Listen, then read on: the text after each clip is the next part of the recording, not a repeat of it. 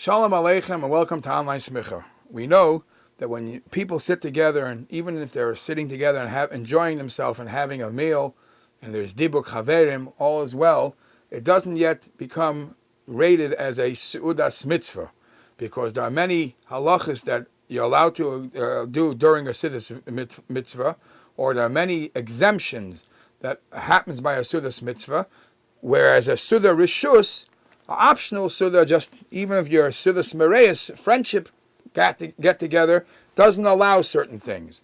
And what I'm getting at is we know that certain times you're allowed to be happy only if it's connected to a mitzvah, and the mitzvah makes it a true happiness. And because of that, many rules are allowed to happen. And what I'm getting at is a sudas mitzvah for a syium masechta. We all know the Chazal say that there's a great inyan to make a su'udah for a siyum masechta because it's a real celebration. It's a very real celebration. Now, which other items are considered a sudas mitzvah? So there's actually a long list of what's a sudas rishus.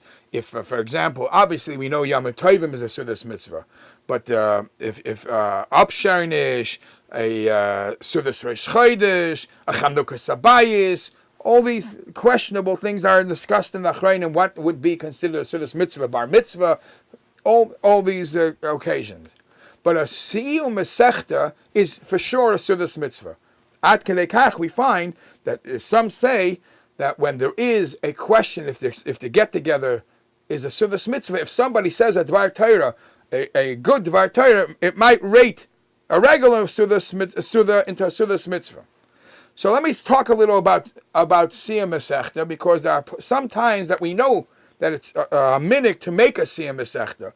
Like we know on Erev Pesach, everybody knows you make a siyum masechta because the tainus b'chayrin, and you're trying to avoid the tainus. So if you make a siyum masechta, it becomes a special day you're allowed to eat. But I'll talk about different times where a siyum masechta becomes interesting or possibly a question. An interesting one is, it's brought from the Ksav Sefer, that the Ksav Sefer had this minhag that every year on his birthday he made a siyum masechta. Some say that the birthday itself maybe is not the biggest celebration, but if you turn it into a siyum masechta, you turn it into a farbrengen, and you make a siyum masechta, there's a siyum of Torah. So the Ksav Sefer used to be machmir. He had this minhag to make a siyum masechta. Where is siyum masechta very helpful? Siyum masechta, we all know, is in the 9 days. The 9 days you're not supposed to eat meat. So it says in Poskim that if you turn the 9 days into a siyum masechta, now it becomes a sudas mitzvah. A sudas mitzvah, you're allowed to eat meat.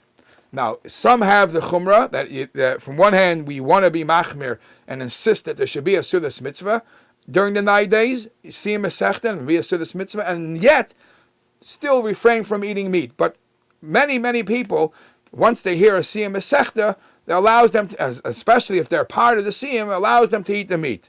An interesting discussion is that just like you're not allowed to eat meat in the 9 days, you're also not allowed to hear music in the 9 days.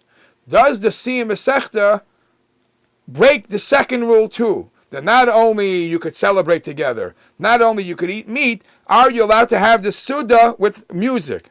So this, we actually have a few different opinions. One opinion says that and during the 3 weeks when you don't have music, even though you're having a siyum masechta that only allows you to eat the meat, but music you're not allowed to.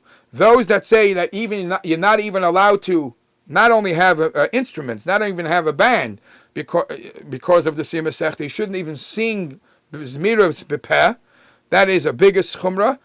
From the other extreme, we find others allow, just like the siyum masechta makes it to a sudas mitzvah, they're allowed to eat meat. Others even allow, if the true sudas mitzvah during this period of time, to have music. During Sfira, it is very interesting. We know Sfira is also a time where we try not to hear music. Sfira is also a time where in many halachas, we act avelus for the Talmidei Rabbi Akiva. So what happens if somebody makes a siyum in Sfira time? So in many ways it should be very similar to the 9 days to the 3 weeks. Yet we find that there's it's more lenient. And the fact is that during the 9 days, who could be part of the celebration? Specifically people who are involved in the siyum. If they have enjoyment from it, they could eat. But on the Sfira Sa'emer, it's clearly brought from Shlomo Zalman Auerbach that you're allowed to make a siyum masechta, and even those who had no part in the learning of the siyum masechta could be invited, and they could eat it. And the reason is, if it's allowed to do something like this similar in the 9 days, kol shkein, how much more so in Sfira you're allowed to. Now, whether or not in Sfira you're allowed to bring music, this too is a machlekes haposkim, and you look in the Magen Avram in Orach Chaim Siman Taf Tzad the Gimel Sifkat and Aleph. He says that it's not allowed. Look also in Shulchan Aruch Harav in Siman Taf Tzad the Gimel Sif Aleph. He says afilu birikudim and mechailus af besudas mitzvah is not allowed. Others say maybe if it's a sudas mitzvah you would be able to.